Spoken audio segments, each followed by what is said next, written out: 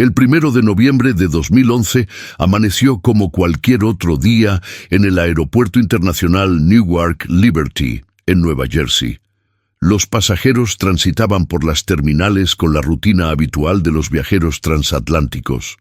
Algunos arrastraban maletas de negocios, otros cargaban mochilas de estudiantes que regresaban a casa, y muchos simplemente buscaban reconectar con sus familias al otro lado del océano. Entre ellos, 220 personas aguardaban el vuelo 16 de LOT Polish Airlines, con destino a Varsovia, Polonia. Era un vuelo de rutina, operado por un Boeing 767-355ER, matrícula SPLPC, bautizado con el nombre de Poznań, una ciudad polaca de rica historia. Esta aeronave, construida en 1997, había acumulado 85.429 horas de vuelo en 8.002 ciclos de despegue y aterrizaje. No era una aeronave joven, pero tampoco vieja, según los estándares de la aviación comercial. Había sido mantenida meticulosamente por los técnicos de LOT, una aerolínea con más de 80 años de historia, una de las más antiguas del mundo aún en operación.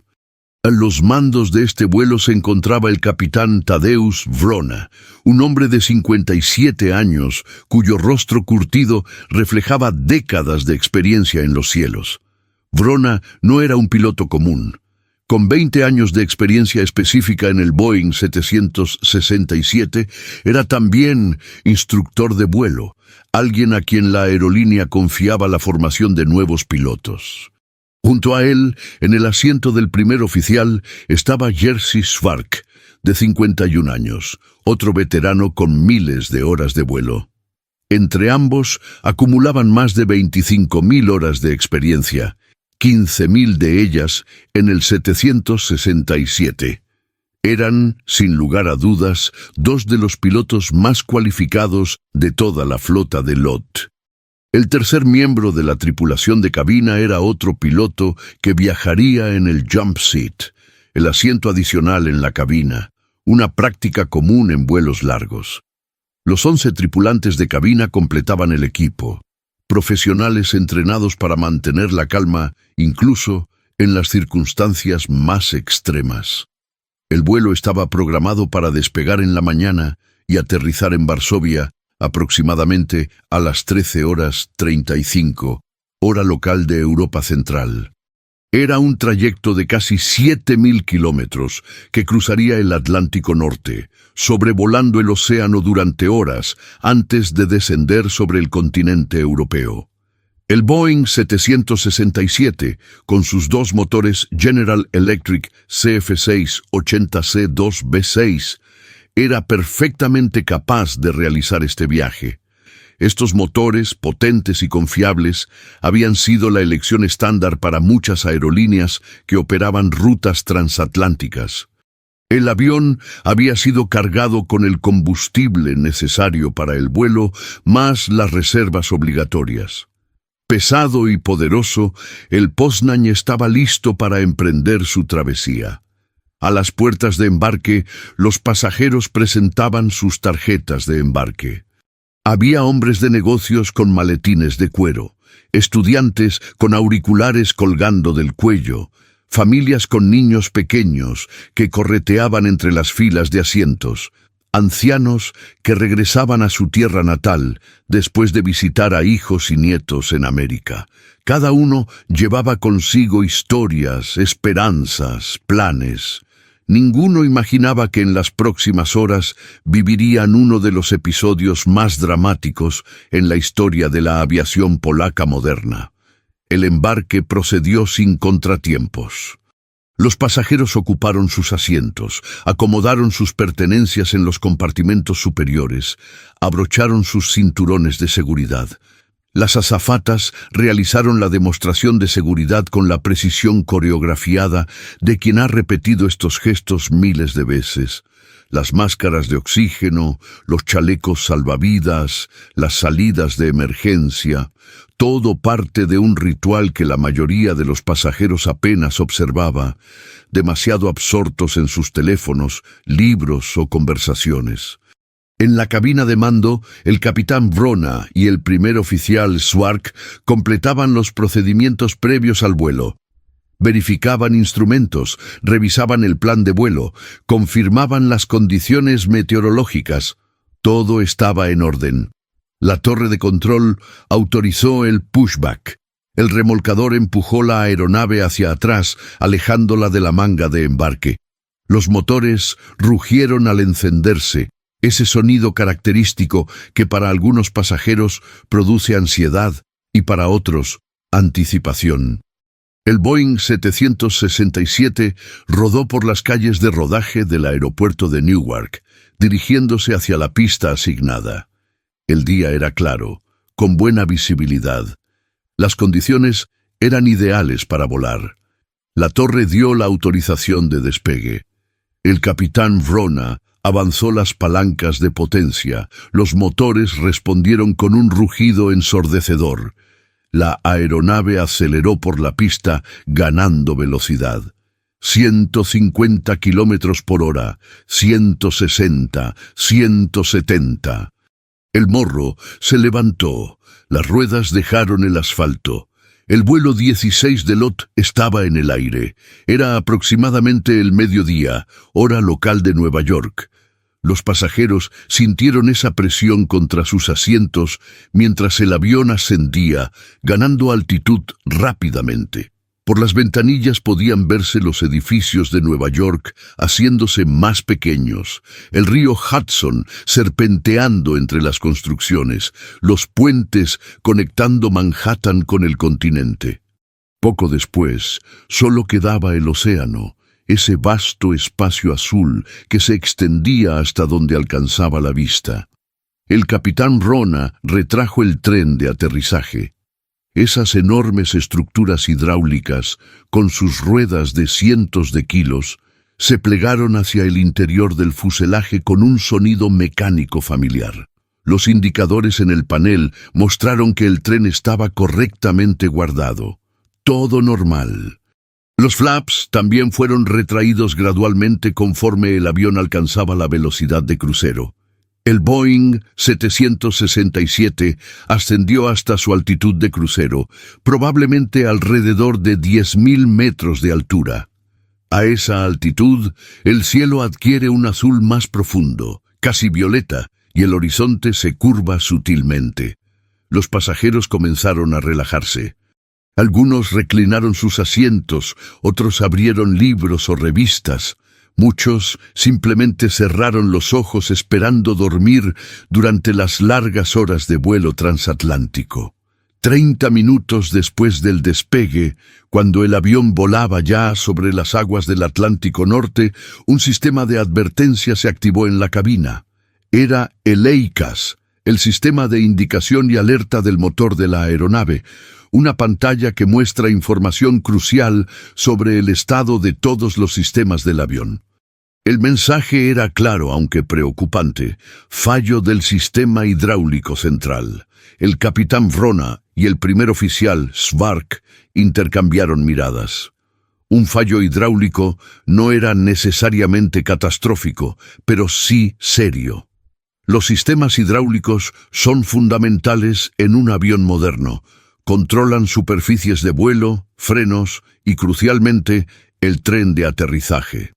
El Boeing 767 tiene 3 sistemas hidráulicos independientes: izquierdo, derecho y central. Esta redundancia existe precisamente para garantizar que si uno falla, los otros 2 puedan mantener el control del avión. Los pilotos consultaron el manual de procedimientos. Un fallo hidráulico requería seguir protocolos específicos. Verificaron la presión del sistema central. Estaba cayendo rápidamente. Algo no iba bien. El problema era que estaban sobre el océano, a miles de kilómetros de cualquier aeropuerto donde pudieran aterrizar inmediatamente.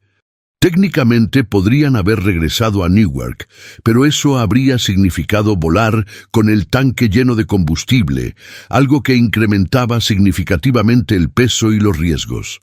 Después de consultar con el centro de operaciones de LOT en tierra, tomaron una decisión: continuar hacia Varsovia. Durante el vuelo quemarían el combustible, reduciendo el peso de la aeronave. Cuando llegaran a Polonia, el avión estaría mucho más ligero, lo que facilitaría cualquier maniobra de emergencia si fuera necesaria. Era una decisión lógica, calculada, basada en años de experiencia y en procedimientos probados. Las horas pasaron. Los pasajeros comían, veían películas, conversaban en voz baja, dormitaban. No tenían idea de que en la cabina de mando los pilotos monitoreaban constantemente los sistemas del avión, preparándose mentalmente para lo que pudiera venir. El océano se deslizaba bajo ellos, infinito e indiferente. Cruzaron sobre Islandia, luego sobre el Mar del Norte. Europa apareció en el horizonte. El sol comenzaba su descenso hacia el oeste. Cuando el vuelo 16 se acercaba al espacio aéreo polaco, el capitán Wrona se preparó para iniciar el descenso hacia Varsovia. Era entonces cuando descubrirían la verdadera magnitud del problema que enfrentaban. Un problema que convertiría este vuelo de rutina en un acontecimiento que acapararía la atención del mundo entero y pondría a prueba cada gramo de habilidad, experiencia y temple de estos dos pilotos veteranos. ¿Qué pasaría cuando intentaran bajar el tren de aterrizaje? La respuesta a esa pregunta estaba a punto de desencadenar una de las emergencias aéreas más dramáticas jamás filmadas en directo. El control de tráfico aéreo de Varsovia estableció contacto con el vuelo 16 de LOT cuando éste entraba en su espacio aéreo. Era aproximadamente la 1:30 de la tarde, hora local. El capitán Wrona solicitó permiso para iniciar el descenso hacia el aeropuerto Chopin de Varsovia, el aeropuerto más grande y transitado de Polonia, que maneja casi la mitad de todo el tráfico aéreo del país. El controlador autorizó el descenso y proporcionó instrucciones para la aproximación. Todo parecía proceder con normalidad desde la perspectiva de los controladores en tierra. No tenían forma de saber que en la cabina del Boeing 767 los pilotos se preparaban para enfrentar lo que podría ser el desafío más grande de sus carreras. El protocolo de aterrizaje es preciso y metódico. A cierta altitud y distancia del aeropuerto, los pilotos comienzan a reducir la velocidad y configurar el avión para el aterrizaje. Esto incluye extender los flaps, esas superficies móviles en las alas que aumentan la sustentación a bajas velocidades, y crucialmente, bajar el tren de aterrizaje. El tren de aterrizaje de un Boeing 767 es una maravilla de ingeniería. 3 conjuntos masivos de ruedas y amortiguadores que deben soportar el peso de hasta 200 toneladas durante el aterrizaje. Hay 2 trenes principales, ubicados bajo las alas, cada uno con múltiples ruedas, y un tren de morro, más pequeño, ubicado en la parte delantera del fuselaje. Cuando el piloto acciona la palanca del tren de aterrizaje en la posición abajo, un sistema hidráulico libera los seguros que mantienen el tren guardado en el fuselaje. Luego, actuadores hidráulicos extienden las patas del tren hasta que quedan completamente desplegadas y bloqueadas en posición. Todo el proceso toma apenas unos segundos en condiciones normales. El capitán Wrona movió la palanca del tren de aterrizaje a la posición abajo. Esperó escuchar los sonidos familiares, el zumbido de los motores hidráulicos, el ruido sordo de los seguros liberándose, la vibración característica cuando las enormes estructuras se extienden hacia abajo. Pero no escuchó nada de eso. Miró el panel de instrumentos. Los indicadores del tren de aterrizaje, que normalmente se iluminan en verde cuando el tren está abajo y bloqueado, permanecían apagados. Esto significaba que el tren no se había extendido. El primer oficial, Schwark, verificó sus propios instrumentos. Confirmó lo mismo. El tren de aterrizaje no respondía. No era una sorpresa total, dado el fallo hidráulico que habían experimentado horas antes, pero sí era profundamente preocupante. El sistema hidráulico central, que había fallado, era el sistema primario para extender el tren de aterrizaje.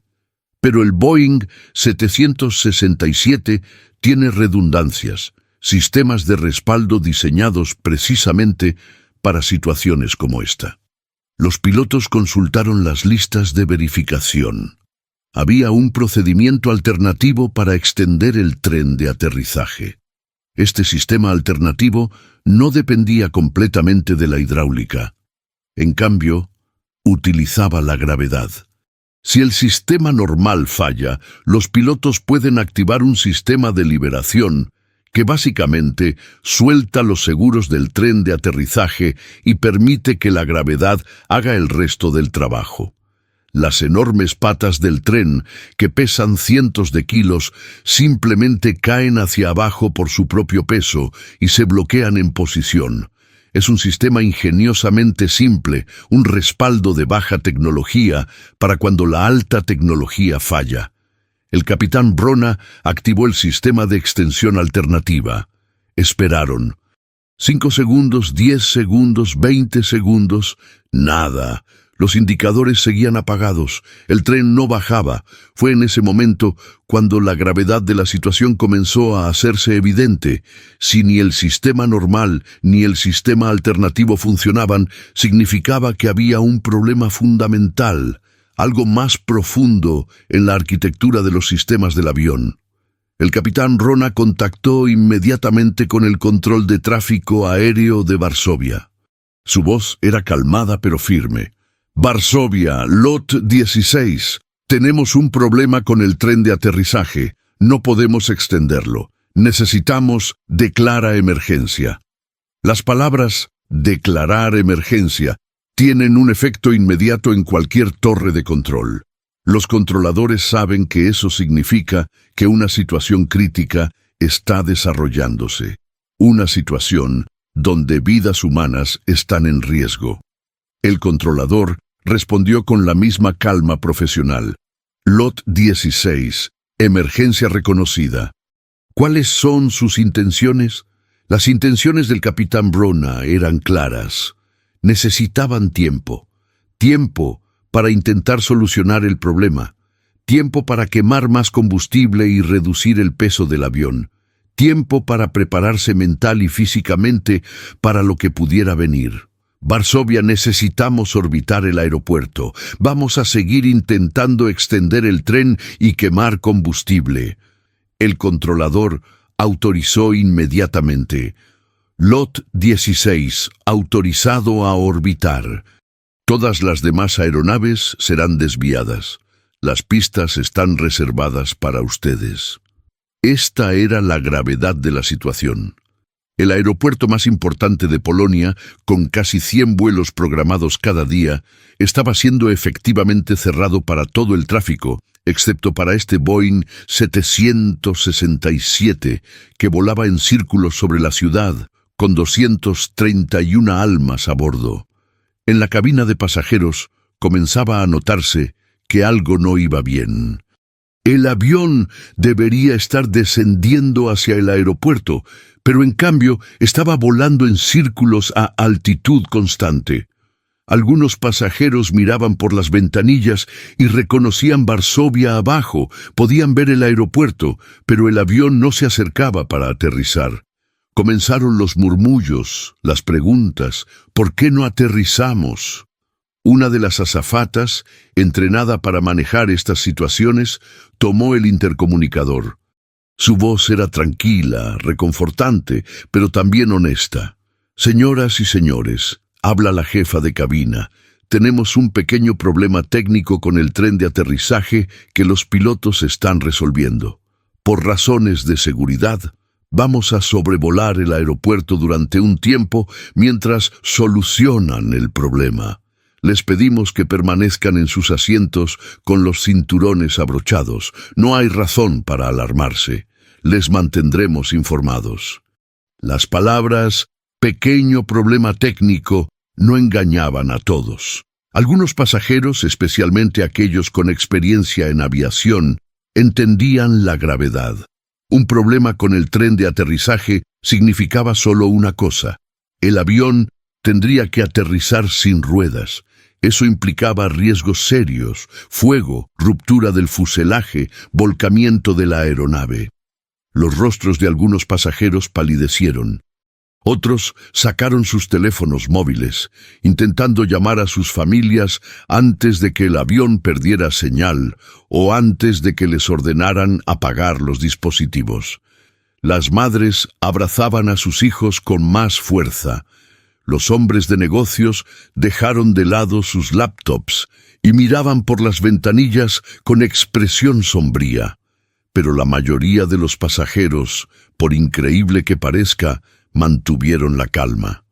Había algo en la profesionalidad de la tripulación, en la forma metódica en que manejaban la situación, que transmitía una extraña sensación de que todo estaría bien. O quizás era simplemente la naturaleza humana. Cuando te enfrentas a una crisis que está completamente fuera de tu control, no queda más que confiar en aquellos que tienen el control. Mientras tanto, en tierra, la emergencia desencadenaba una respuesta masiva. El director del aeropuerto fue notificado inmediatamente. Los servicios de emergencia comenzaron a movilizarse. Camiones de bomberos, ambulancias, equipos de rescate, todos convergían hacia el aeropuerto Chopin. Los bomberos del aeropuerto tienen entrenamiento específico para lidiar con accidentes aéreos. Saben que cuando un avión aterriza sin tren de aterrizaje, el fuselaje de metal rozando contra el concreto a alta velocidad genera chispas. Esas chispas pueden encender el combustible si hay alguna fuga.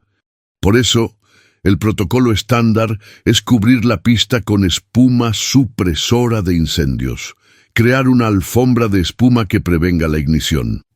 Los camiones cisterna comenzaron a desplegar esta espuma a lo largo de la pista 33, la pista más larga del aeropuerto, la que sería utilizada para el aterrizaje de emergencia.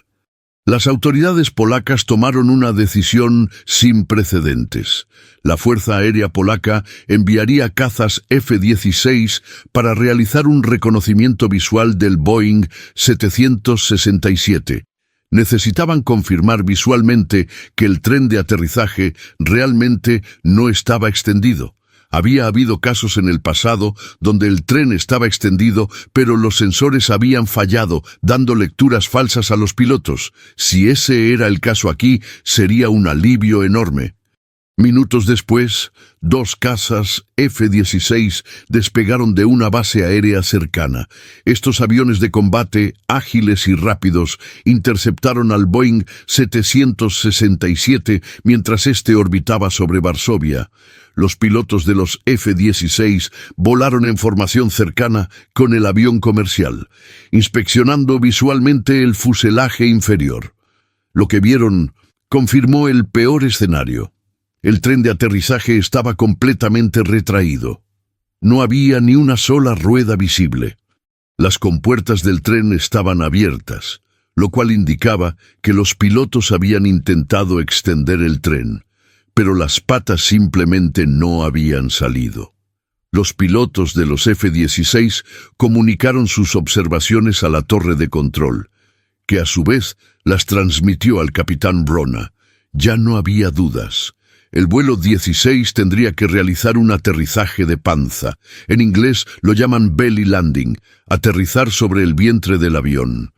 Es una maniobra extremadamente peligrosa, rara vez vista en la aviación comercial moderna. Cuando un Boeing 767, que puede pesar más de 180 toneladas, impacta contra el suelo sin amortiguadores, sin ruedas, con solo la estructura metálica del fuselaje absorbiendo el impacto, las fuerzas son inmensas. El metal se deforma, se rasga, las chispas vuelan, el riesgo de fuego es altísimo. Y si el avión no está perfectamente nivelado cuando toca tierra, si un ala golpea primero que la otra, el avión puede girar violentamente, desintegrarse, explotar. La diferencia entre la vida y la muerte a menudo se mide en grados de inclinación y metros por segundo de velocidad vertical. En la cabina de mando, el capitán Rona y el primer oficial, Schwark, sabían todo esto. Habían sido entrenados para esta eventualidad, pero entrenar en un simulador y enfrentarse a la realidad son dos cosas completamente diferentes. En un simulador, si cometes un error, simplemente reinicias el ejercicio. Aquí, un error significaría que 231 personas podrían morir. La presión era inimaginable. Pero ambos pilotos eran profesionales consumados. Repasaron los procedimientos una y otra vez. Discutieron la velocidad de aproximación, el ángulo de descenso, cómo usarían los flaps para controlar la velocidad. Decidieron que intentarían un aterrizaje lo más lento y suave posible, tocando tierra con las alas perfectamente niveladas. El tercer piloto que viajaba en el jump seat ayudaba verificando listas de verificación, actuando como par extra de ojos y oídos. 1 hora había pasado desde que declararon la emergencia. El combustible se había consumido considerablemente. El avión ahora pesaba mucho menos que cuando despegó de Newark. Eso era bueno. Menos peso significaba menos energía cinética durante el impacto, menos daño potencial, pero también significaban menos intentos. No podían orbitar indefinidamente. Eventualmente, el combustible se agotaría por completo y entonces no tendrían elección. Era hora de tomar la decisión. El capitán Rona contactó nuevamente con la torre. Varsovia, Lot 16, estamos listos para la aproximación final. El controlador respondió. Lot 16, pista 33 despejada y cubierta con espuma. Servicios de emergencia en posición. Viento del norte a 5 nudos. Está autorizado para la aproximación. Las palabras del controlador eran profesionales, pero su voz traicionaba emoción. Todos en la torre de control sabían lo que estaba en juego. Las cámaras de televisión habían llegado al aeropuerto. Los canales de noticias polacos habían comenzado a transmitir en vivo. La noticia se había extendido rápidamente. Un avión con más de 200 personas a bordo estaba a punto de intentar un aterrizaje de emergencia sin tren de aterrizaje. El mundo estaba mirando. En las calles alrededor del aeropuerto, cientos de personas se habían congregado, mirando al cielo, siguiendo con la vista el punto plateado del avión que brillaba bajo el sol de la tarde. En toda Polonia, millones de personas estaban pegadas a sus televisores. La tensión era insoportable. ¿Podría el capitán Rona lograr lo que parecía imposible? ¿O este vuelo de rutina terminaría en tragedia? Las respuestas llegarían en los próximos minutos, los minutos más cruciales en la vida de todos los involucrados. Dentro de la cabina de pasajeros del vuelo 16, la atmósfera había cambiado drásticamente. La jefa de cabina había hecho otro anuncio, esta vez más directo. Señoras y señores, en unos momentos realizaremos un aterrizaje de emergencia. El tren de aterrizaje no ha podido extenderse, por lo que aterrizaremos sin ruedas. Esto es algo para lo que estamos entrenados. Les pido que sigan todas las instrucciones de la tripulación. Ahora vamos a repasar los procedimientos de evacuación de emergencia. La voz de la azafata era firme, sin rastro de pánico, pero las palabras eran innegables en su gravedad. Este no era un pequeño problema técnico, era una situación de vida o muerte. Las azafatas comenzaron a preparar a los pasajeros para el impacto. Instruyeron a todos a quitar objetos afilados de sus bolsillos, retirar gafas, quitar zapatos con tacones. Los pasajeros debían adoptar la posición de protección en el momento del aterrizaje, inclinarse hacia adelante, cabeza entre las rodillas, manos protegiendo la cabeza. Las azafatas caminaban por los pasillos, verificando que los cinturones de seguridad estuvieran bien ajustados, que los respaldos de los asientos estuvieran en posición vertical, que las mesas estuvieran guardadas. Cada detalle importaba. Una bandeja desplegada podría convertirse en un proyectil letal durante el impacto. Un cinturón mal ajustado podría significar lesiones graves. Las azafatas explicaban cómo abrirían las puertas de emergencia después del aterrizaje, cómo desplegarían los toboganes inflables, cómo debían los pasajeros deslizarse y alejarse rápidamente de la aeronave. Algunos pasajeros lloraban abiertamente. Una mujer joven abrazaba a su hijo pequeño, susurrándole palabras tranquilizadoras, aunque sus propias lágrimas rodaban por sus mejillas. Un hombre de edad avanzada rezaba en voz baja, sus labios moviéndose rápidamente mientras pasaba las cuentas de un rosario entre sus dedos temblorosos. Otros pasajeros permanecían en silencio, con los ojos cerrados, quizás rezando también, o simplemente intentando encontrar paz interior ante lo que vendría. Había también aquellos que mantenían una calma estoica, casi sobrenatural. Un hombre de negocios escribía furiosamente en su teléfono móvil, enviando mensajes de texto a su familia. «Te amo. Diles a los niños que los amo. Si algo sale mal, quiero que sepas que fuiste el amor de mi vida». Mensajes que nadie quiere escribir, palabras que esperamos nunca tener que decir. Un pasajero, sentado en el asiento 1B cerca de la parte delantera de la aeronave, más tarde describiría el ambiente como sorprendentemente tranquilo dadas las circunstancias. La gente estaba nerviosa, por supuesto, pero no había histeria.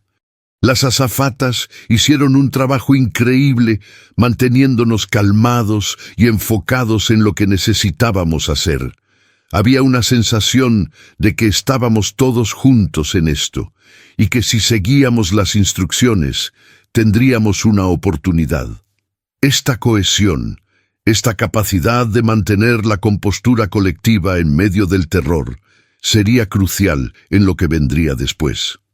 En la cabina de mando, el capitán Vrona había iniciado la aproximación final. El Boeing 767 descendía gradualmente, alineándose con la pista 33. Por las ventanillas de la cabina podían verse los campos y bosques alrededor de Varsovia haciéndose más grandes, más definidos. El aeropuerto apareció en el horizonte. La pista cubierta con espuma blanca parecía una cicatriz pálida cortando el paisaje verde. A ambos lados de la pista, docenas de vehículos de emergencia estaban estacionados. Camiones de bomberos rojos, ambulancias blancas con luces intermitentes, vehículos de rescate.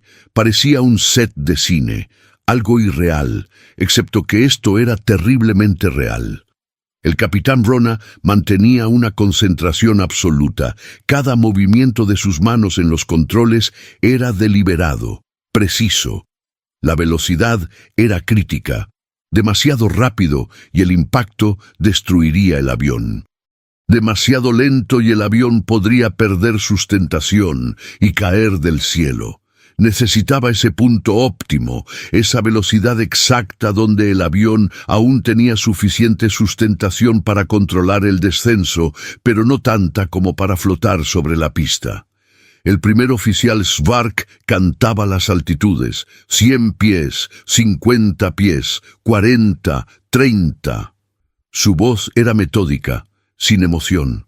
Años de entrenamiento habían programado estas respuestas. En momentos de crisis extrema, El entrenamiento toma el control. El músculo memoria actúa cuando el pensamiento consciente podría fallar. En la torre de control, los controladores observaban en silencio. Las pantallas de radar mostraban el punto del vuelo 16 acercándose a la pista. Pero lo que capturaba su atención eran las ventanas de la torre, desde donde tenían vista directa de la aproximación. Podían ver el Boeing 767 descendiendo, cada vez más bajo, cada vez más cerca. Las cámaras de televisión enfocaban al avión. En estudios de televisión en toda Polonia, presentadores de noticias narraban en vivo lo que estaban presenciando. El vuelo 16 está en aproximación final. Podemos ver el avión ahora. Está descendiendo. Dios mío, esto es increíblemente tenso. La transmisión en vivo estaba siendo vista por millones. En las calles alrededor del aeropuerto, la multitud observaba en silencio. Padres tapaban los ojos de sus hijos pequeños, no queriendo que presenciaran lo que podría ser una tragedia. Otros tenían sus teléfonos en alto, grabando el momento. En una era donde todo se documenta, donde cada momento significativo es capturado y compartido, esta emergencia aérea no sería diferente. Las imágenes que estaban a punto de grabarse circularían el mundo en cuestión de horas, convirtiéndose en uno de los videos de aviación más vistos de la historia. El Boeing 767 estaba ahora a solo metros sobre la pista. El capitán Wrona ejecutó lo que se llama el flare, la recogida, ese momento crucial justo antes del aterrizaje donde el piloto levanta ligeramente el morro del avión para reducir la velocidad de descenso vertical. Es un movimiento que todo piloto practica miles de veces, pero nunca como esto, nunca sabiendo que el vientre de metal del avión está a punto de impactar contra el concreto. El primer oficial Schwark tenía su mano en las palancas de los motores, listo para reducir la potencia a cero en el momento exacto del contacto. El tercer piloto en el jump seat observaba los instrumentos, llamando velocidad y tasa de descenso. Y entonces, a las 2:40 hora local de Europa Central, ocurrió. El fuselaje del Boeing 767 hizo contacto con la pista cubierta de espuma. El sonido fue horrendo, un chirrido metálico agudo que resonó por todo el aeropuerto.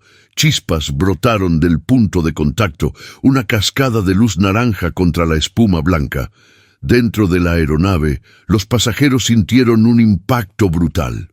Algunos describieron después que era como si el avión hubiera golpeado un muro de concreto.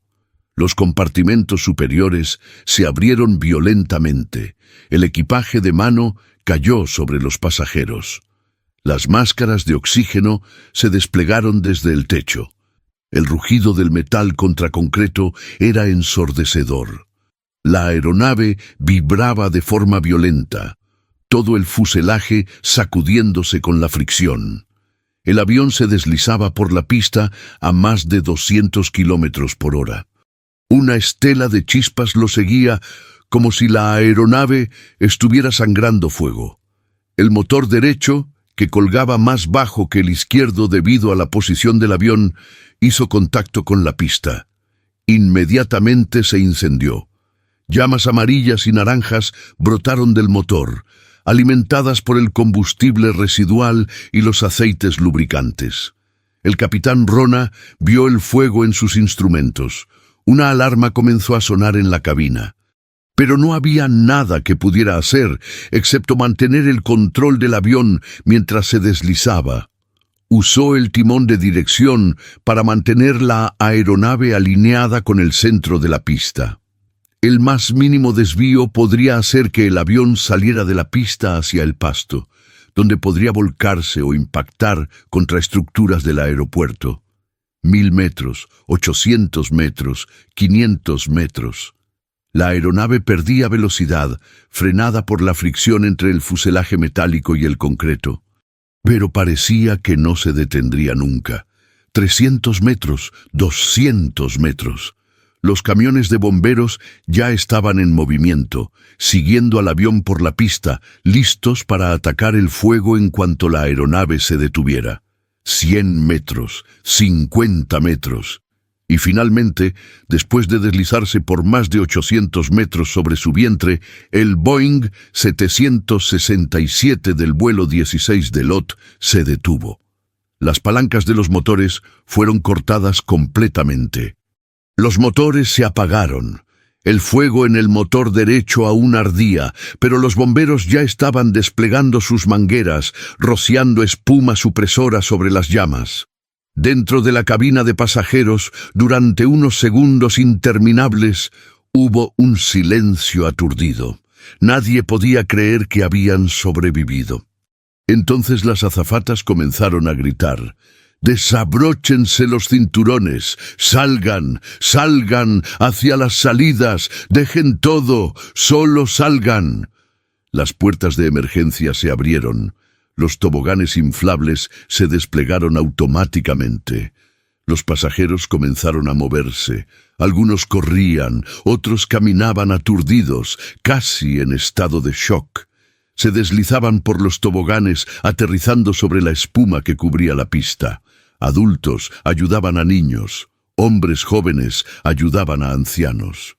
En situaciones de crisis extrema, a menudo emerge lo mejor de la humanidad. La evacuación fue extraordinariamente rápida. En menos de 90 segundos, todas las 231 personas habían salido del avión. Los bomberos rociaban agua y espuma conteniendo el fuego del motor. Los paramédicos revisaban a los pasajeros buscando lesiones. Milagrosamente, increíblemente, nadie estaba gravemente herido. Había algunos moretones, algunos rasguños por el equipaje que cayó, algunas muñecas torcidas por la forma en que las personas se habían sujetado durante el impacto. Pero no había huesos rotos, no había hemorragias internas, no había trauma craneal. Contra todas las probabilidades, todos habían sobrevivido. Pero, ¿cómo había sido posible? ¿Qué explicaba este resultado milagroso cuando tantos aterrizajes de emergencia similares habían terminado en tragedia?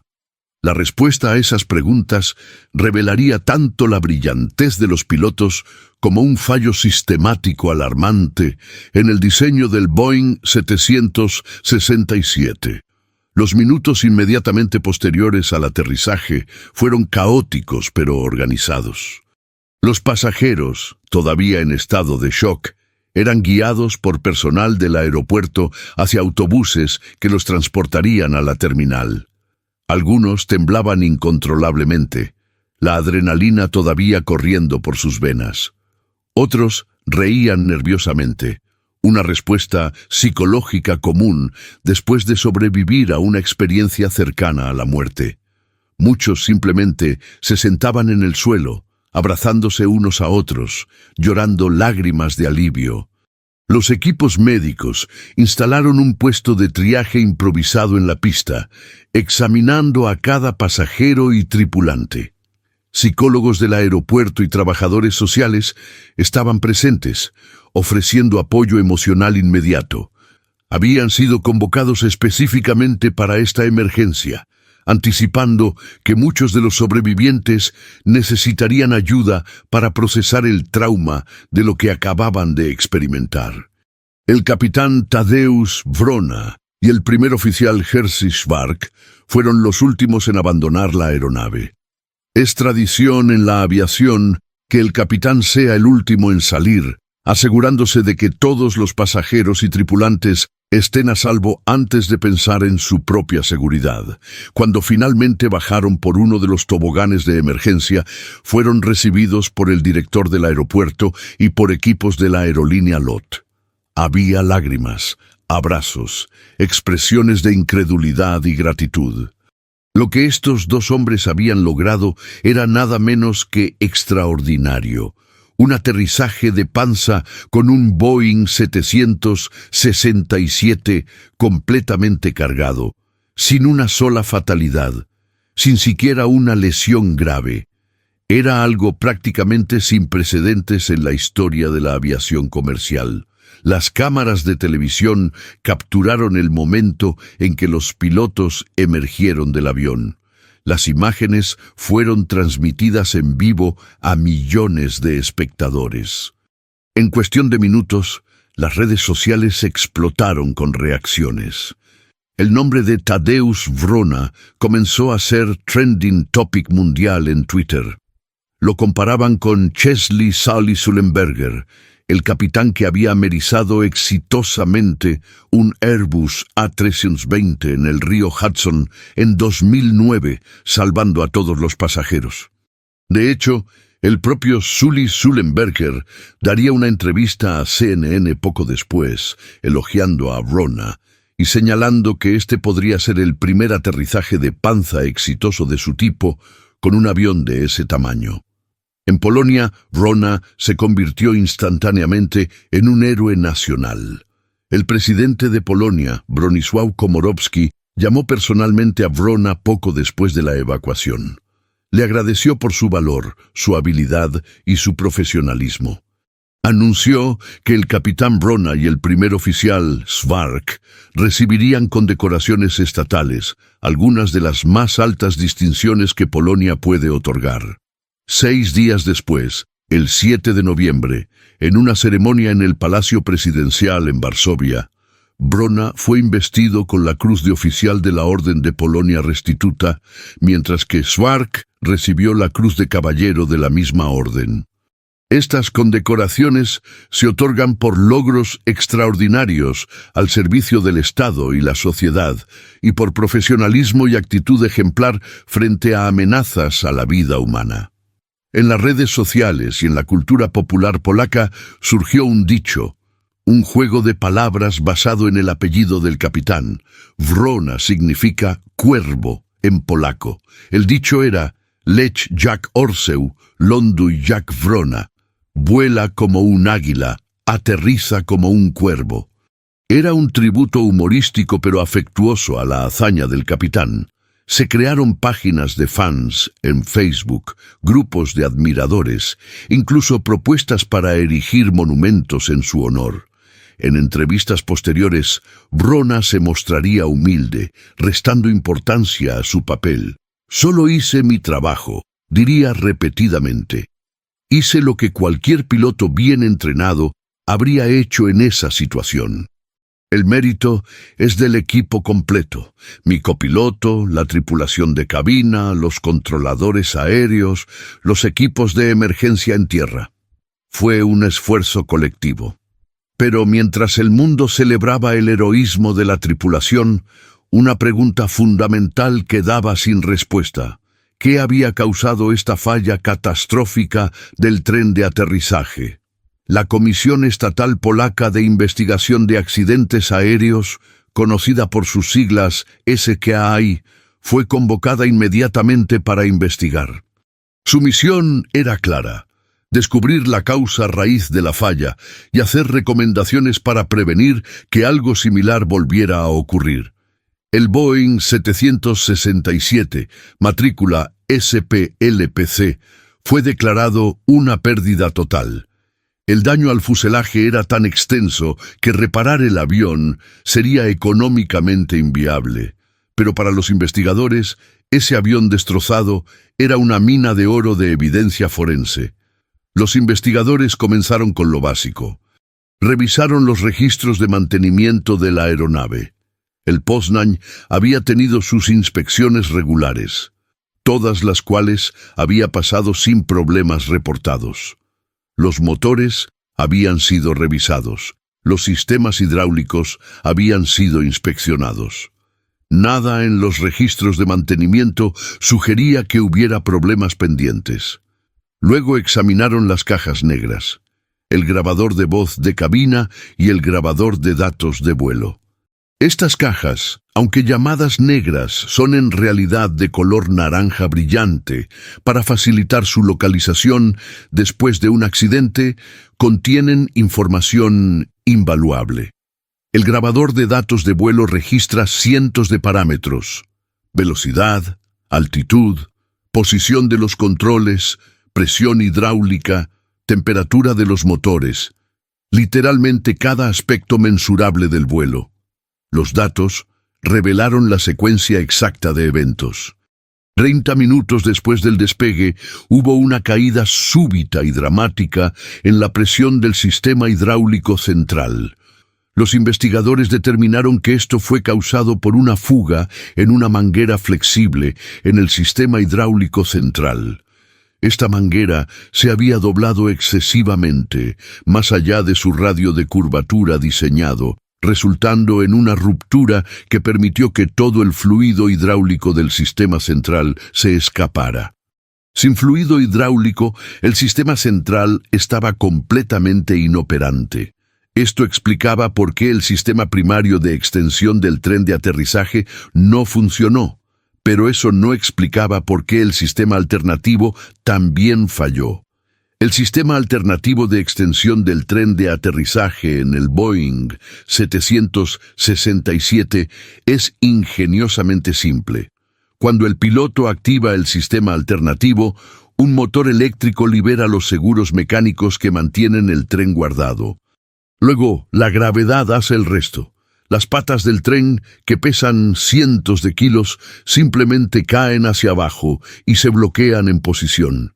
No requiere hidráulica, no requiere sistemas complejos. Es un respaldo de baja tecnología diseñado específicamente para situaciones donde todos los sistemas hidráulicos han fallado. Entonces, ¿por qué no funcionó en el vuelo 16? La respuesta resultaría ser a la vez simple y alarmante. Un pequeño interruptor automático, no más grande que una moneda, ubicado en un panel cerca del piso de la cabina de mando. Los investigadores, al examinar la aeronave después de levantarla de la pista, hicieron un descubrimiento crucial. Encontraron que un interruptor automático específico, designado como C829, estaba en posición abierta o disparado. Este interruptor protege varios sistemas eléctricos, incluyendo el motor eléctrico del sistema alternativo de extensión del tren de aterrizaje. Cuando un interruptor automático se dispara, interrumpe el circuito eléctrico, cortando la energía a los sistemas que protege. Es un mecanismo de seguridad diseñado para prevenir cortocircuitos e incendios eléctricos. Pero en este caso, había cortado la energía al único sistema que podría haber salvado el día, el sistema alternativo de extensión del tren de aterrizaje. La pregunta era, ¿por qué se disparó el interruptor C829? Los investigadores realizaron pruebas exhaustivas.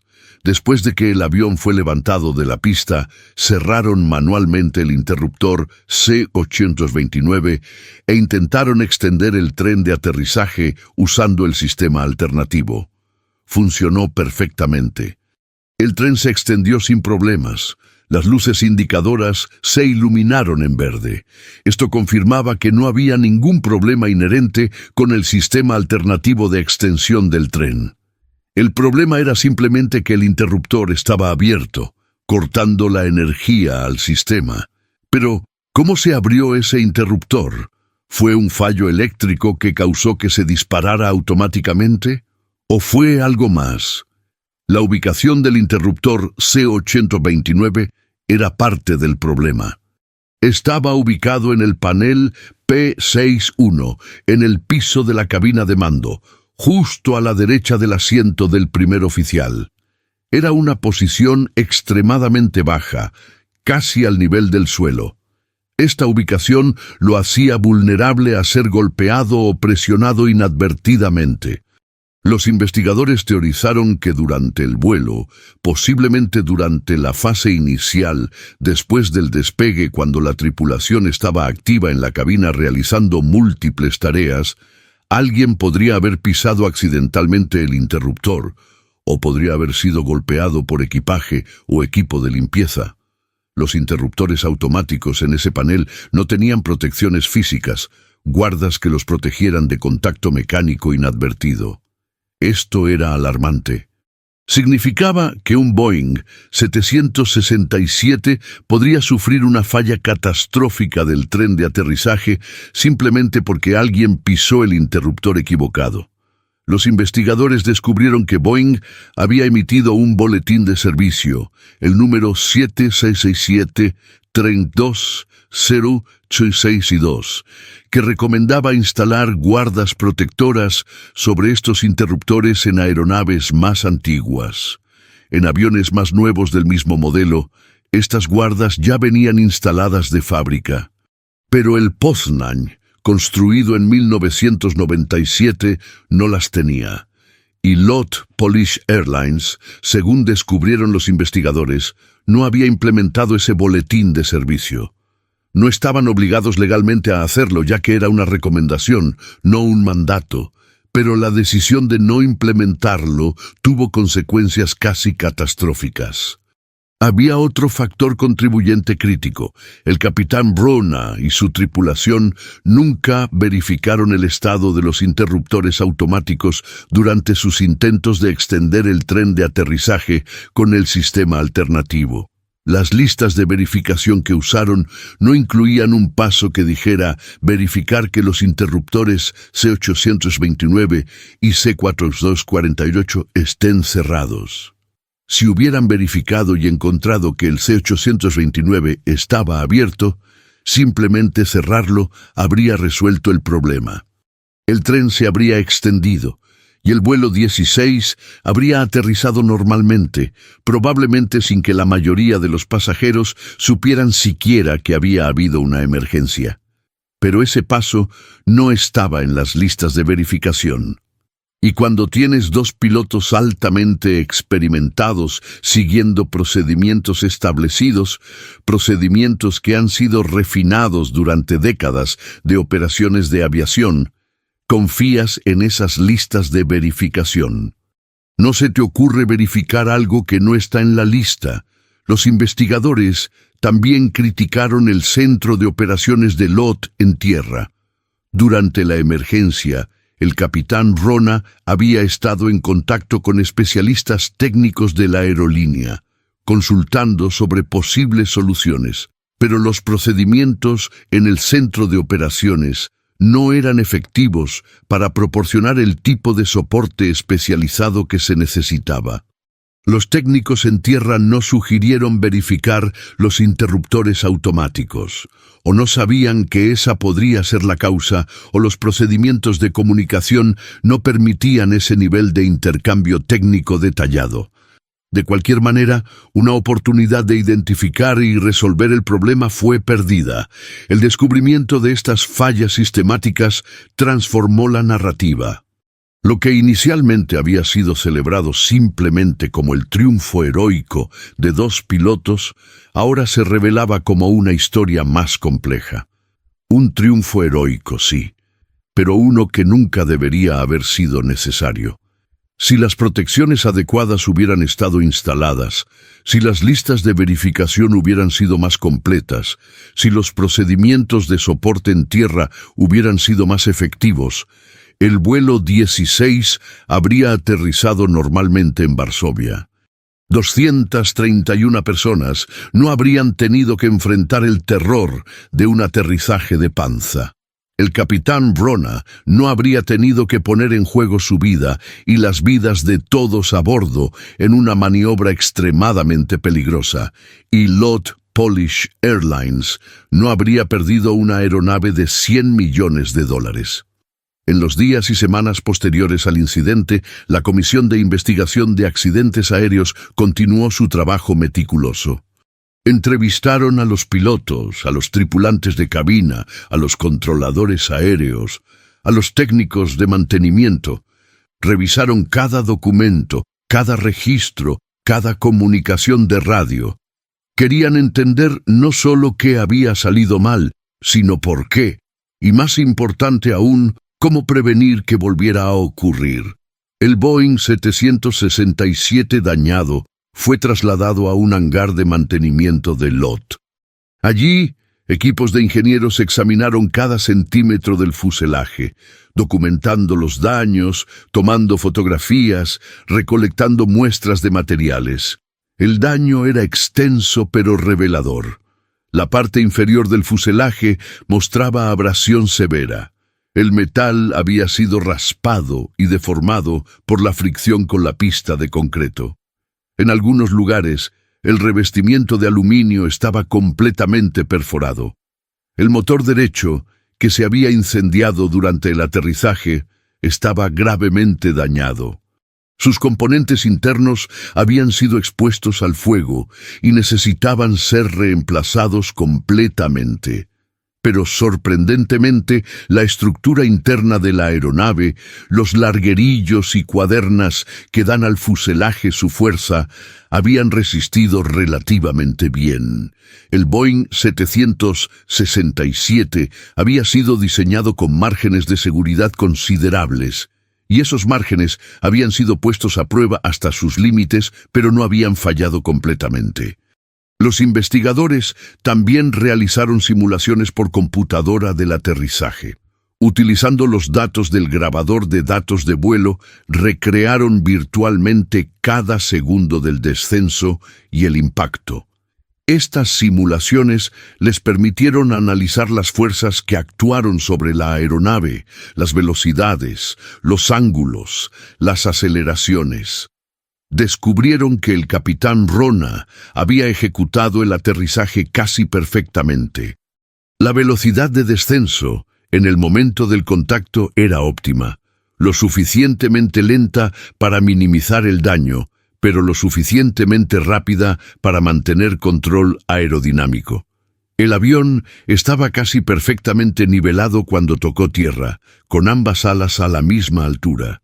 Esta precisión había sido crucial. Si un ala hubiera golpeado primero, el avión podría haber girado violentamente, posiblemente volteándose o desintegrándose. Las entrevistas con los pilotos fueron particularmente reveladoras. El capitán Rona describió su proceso de pensamiento durante la crisis. Explicó que después de que todos los intentos de extender el tren fallaron, él y su equipo comenzaron a prepararse mentalmente para el aterrizaje de panza. Repasaron los procedimientos de memoria, discutieron la configuración óptima de flaps, calcularon la velocidad de aproximación. Rona recordaba haber sentido una calma extraña durante los minutos finales. Cuando estás en medio de una crisis así, explicó, no hay tiempo para el miedo. Tu entrenamiento toma el control. Haces lo que has sido entrenado para hacer. El miedo viene después, cuando te das cuenta de lo cerca que estuviste del desastre. El primer oficial Schwark confirmó esta descripción. Describió una cabina de mando donde la comunicación era clara, concisa, sin emoción. Cada piloto sabía su rol. Cada acción era coordinada. Era como una coreografía, dijo Schwark. Tadeusz controlaba el avión. Yo manejaba las comunicaciones con la torre y monitoreaba los sistemas. El tercer piloto verificaba las listas de verificación. Éramos un equipo, y ese trabajo en equipo fue lo que nos salvó. Esta descripción coincidía con lo que los investigadores escucharon en las grabaciones de la cabina. Las voces de los pilotos eran tranquilas, profesionales, incluso en los momentos más críticos. Los investigadores también entrevistaron a los pasajeros. Muchos describieron la experiencia como la más aterradora de sus vidas. Sabía que podíamos morir, dijo una mujer. Cuando la azafata nos dijo que íbamos a aterrizar sin ruedas, pensé en mis hijos, en mi esposo. Escribí mensajes de texto diciéndoles que los amaba, porque pensé que podría ser mi última oportunidad. Otros pasajeros mencionaron la profesionalidad de la tripulación de cabina como un factor clave en mantener la calma. Las azafatas estaban asustadas. Estoy seguro, pero no lo demostraron, comentó un pasajero. Nos hablaban con firmeza, pero también con compasión. Nos hacían sentir que teníamos una oportunidad si seguíamos las instrucciones. Un aspecto fascinante que emergió de las entrevistas fue la psicología colectiva de los pasajeros. Los psicólogos que estudiaron el incidente notaron que no hubo pánico masivo, no hubo comportamiento egoísta durante la evacuación. De hecho, hubo numerosos relatos de pasajeros ayudándose mutuamente, de personas más jóvenes y fuertes ayudando a los ancianos y a las familias con niños. En situaciones de crisis extrema, explicó un psicólogo consultado por los investigadores, a veces emerge lo mejor de la humanidad. Las personas se unen, se ayudan mutuamente. El instinto de supervivencia no siempre es egoísta, a menudo es colectivo. Este comportamiento probablemente contribuyó a que la evacuación fuera tan rápida y ordenada, lo que a su vez probablemente previno lesiones que podrían haber ocurrido en una evacuación más caótica. La investigación también reveló algunos casi errores alarmantes. Si el avión hubiera aterrizado en una pista más corta, podría no haberse detenido antes del final de la pista, resultando potencialmente en que se saliera de la pista hacia terreno blando o estructuras. Si el viento hubiera sido más fuerte o cruzado, el capitán Vrona habría tenido mucha más dificultad manteniendo el avión alineado con la pista. Si hubiera sido de noche o en condiciones de baja visibilidad, la aproximación habría sido significativamente más difícil. Si el aeropuerto no hubiera tenido tiempo para prepararse para desplegar la espuma supresora de incendios y posicionar los equipos de emergencia, el resultado podría haber sido muy diferente. El vuelo 16 tuvo suerte en muchos sentidos. Tuvo pilotos excepcionalmente habilidosos, condiciones meteorológicas ideales, tiempo para prepararse y un aeropuerto bien equipado con equipos de emergencia competentes. Cambiar cualquiera de esos factores podría haber resultado en tragedia. Basándose en sus hallazgos, la comisión de investigación emitió 9 recomendaciones de seguridad. Estas recomendaciones estaban dirigidas a LOT Polish Airlines, a Boeing y a la comunidad de aviación internacional en general. Recomendaban que LOT instalara protecciones físicas sobre los interruptores automáticos vulnerables en todos sus Boeing 767. Recomendaban que las listas de verificación fueran modificadas para incluir la verificación del estado de los interruptores automáticos críticos durante procedimientos de emergencia. Recomendaban mejoras en los procedimientos del centro de operaciones para proporcionar mejor soporte técnico a las tripulaciones durante emergencias. Algunas de estas recomendaciones fueron implementadas rápidamente por LOT. Otras fueron rechazadas o implementadas solo parcialmente, con LOT argumentando que no veían fundamento suficiente para algunas de las recomendaciones. Boeing también fue contactado. La compañía ya había emitido el boletín de servicio recomendando las protecciones de interruptores, pero no lo había hecho mandatorio. Después del incidente del vuelo 16, hubo presión para que Boeing y las autoridades de aviación hicieran que estas modificaciones fueran obligatorias para todas las aeronaves de la flota de 767. Sin embargo, la implementación de cambios en aviación es un proceso lento y complejo. Las aerolíneas argumentan costos, Boeing argumenta responsabilidad legal, las autoridades reguladoras tienen que balancear seguridad con practicidad económica. Es un baile complicado donde la seguridad debería ser siempre la prioridad, pero donde factores económicos y políticos inevitablemente juegan un papel. El avión destrozado, el Poznań, permaneció en el hangar de mantenimiento durante casi 2 años. Durante ese tiempo fue utilizado ocasionalmente para entrenamientos y demostraciones. Los nuevos pilotos de LOT visitaban el hangar para ver de primera mano los resultados de un aterrizaje de panza. Era una herramienta educativa poderosa. un recordatorio tangible de los riesgos de su profesión y de la importancia de la habilidad, el entrenamiento y la preparación. Finalmente, en noviembre de 2013, exactamente 2 años después del incidente, la aeronave fue desguazada. Sus partes fueron vendidas como chatarra o recicladas. El Poznań, que había volado fiel durante 14 años, que había transportado a cientos de miles de pasajeros a través del Atlántico, terminó su vida de servicio no en gloria, sino en tragedia evitada. Pero su legado viviría en las lecciones aprendidas de su último vuelo. El caso del vuelo 16 de LOT Polish Airlines se convirtió en un estudio de caso importante en escuelas de aviación y programas de entrenamiento de pilotos alrededor del mundo. No era solo una historia de heroísmo, aunque ciertamente lo era también una lección compleja sobre diseño de sistemas, factores humanos, gestión de crisis y las múltiples capas de defensa que deben existir para prevenir que errores individuales o fallas de componentes resulten en catástrofe. Los expertos en aviación lo llaman el modelo del queso suizo de prevención de accidentes. Imagina múltiples rebanadas de queso suizo apiladas una tras otra. Cada rebanada representa una capa de defensa, diseño de ingeniería, procedimientos de mantenimiento, entrenamiento de pilotos, listas de verificación, soporte técnico en tierra. Cada rebanada tiene agujeros, puntos débiles, pero normalmente los agujeros no se alinean. Si falla una capa de defensa, las otras capas compensan.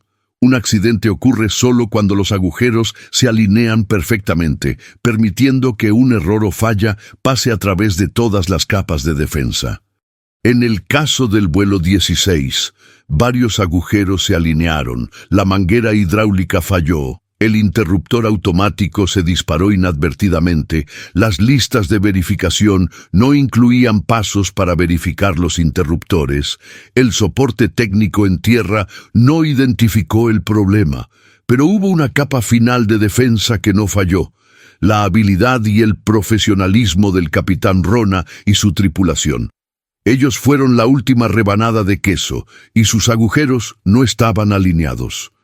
Ellos taparon la brecha con habilidad, experiencia y una calma extraordinaria bajo presión. Las implicaciones de este incidente se extendieron más allá de LOT y Boeing. Otras aerolíneas que operaban Boeing 767 revisaron sus procedimientos de mantenimiento, sus listas de verificación, la ubicación y protección de interruptores críticos.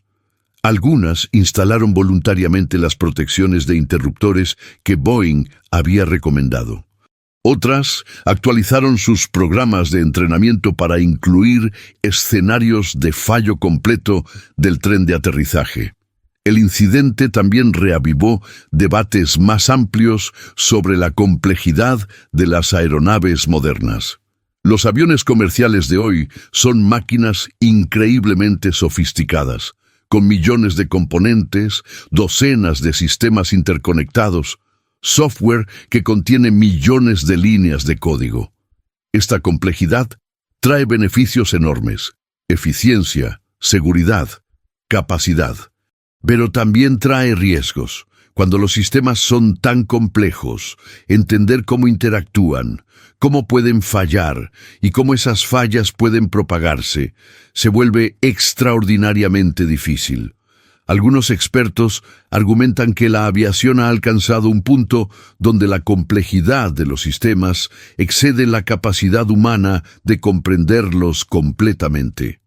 Otros argumentan que la solución es más automatización, quitarle más responsabilidad a los humanos y dársela a computadoras. Pero el vuelo 16 sugiere que los humanos todavía son indispensables.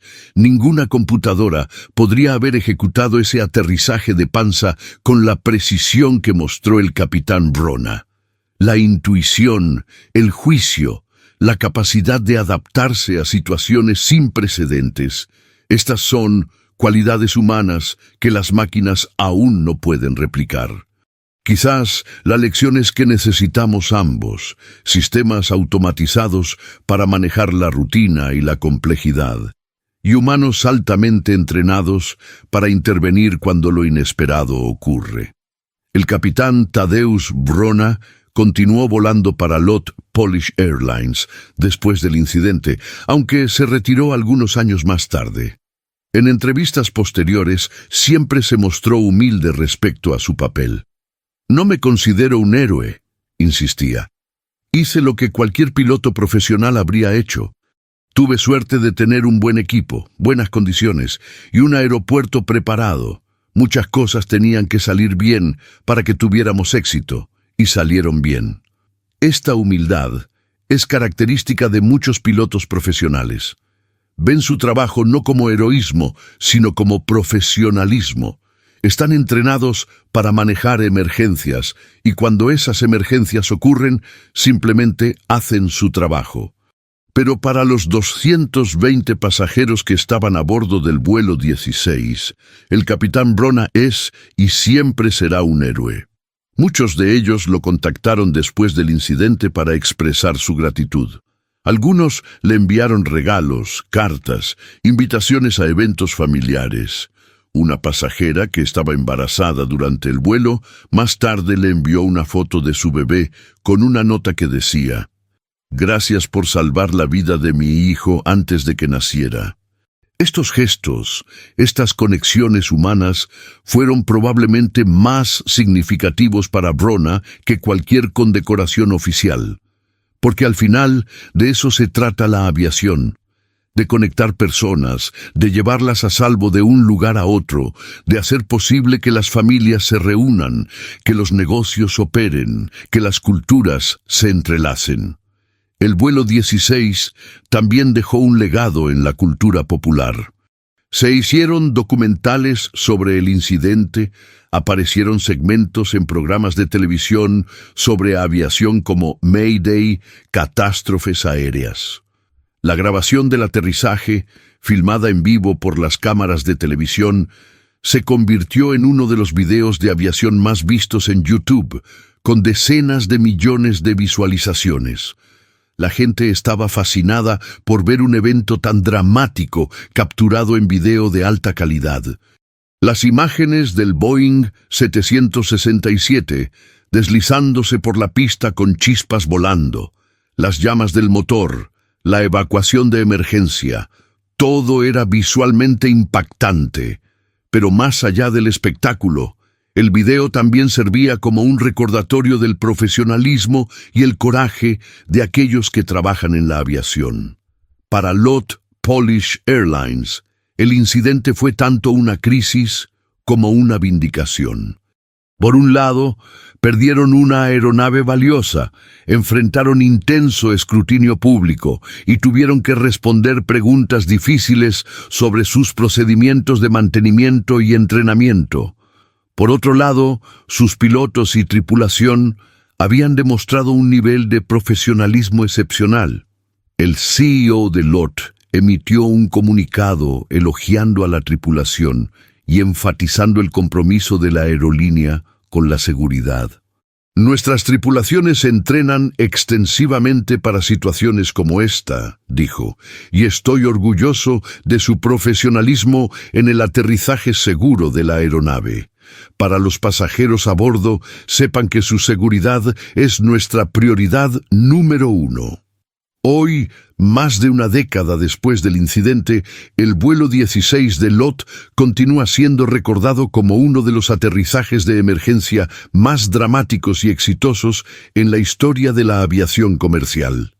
Es un recordatorio de que a pesar de todos nuestros avances tecnológicos, a pesar de todos nuestros sistemas de respaldo y procedimientos de seguridad, la aviación sigue siendo una actividad inherentemente riesgosa. Volar es, estadísticamente, el modo más seguro de transporte de larga distancia, pero esa seguridad no es accidental. Es el resultado de décadas de ingeniería cuidadosa. regulación estricta, entrenamiento riguroso y el aprendizaje continuo de incidentes y accidentes pasados. Cada vez que un avión aterriza de forma segura, es el resultado de miles de decisiones correctas tomadas por cientos de personas, diseñadores, ingenieros, técnicos de mantenimiento, controladores aéreos, pilotos. La mayoría de esas decisiones son rutinarias, aburridas incluso, pero ocasionalmente, como en el caso del vuelo 16, esas decisiones se vuelven cuestión de vida o muerte, y en esos momentos el verdadero carácter de las personas y los sistemas se revela. El vuelo 16 reveló tanto las vulnerabilidades como las fortalezas de la aviación moderna. Mostró cómo una serie de fallas aparentemente menores pueden combinarse para crear una crisis potencialmente catastrófica.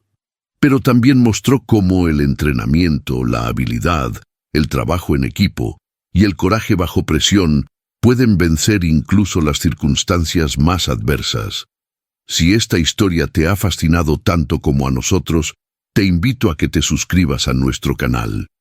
Cada semana traemos historias increíbles de la aviación, casos que han cambiado la industria, accidentes que han enseñado lecciones invaluables y hazañas de pilotos extraordinarios que merecen ser recordados. Déjanos en los comentarios qué otros casos te gustaría que investiguemos. ¿Hay algún incidente aéreo, algún accidente famoso, alguna historia de supervivencia que te intriga? Queremos saberlo. Y no olvides activar las notificaciones para que nunca te pierdas un episodio. En este canal, exploramos las historias detrás de los titulares, los detalles que los medios no cuentan, las lecciones que deben ser aprendidas. Porque cada vuelo tiene una historia, y algunas de esas historias necesitan ser contadas. Nos vemos en el próximo episodio, donde continuaremos explorando las fascinantes, aterradoras y a veces milagrosas historias de la aviación mundial. Hasta entonces, que todos tus vuelos sean seguros.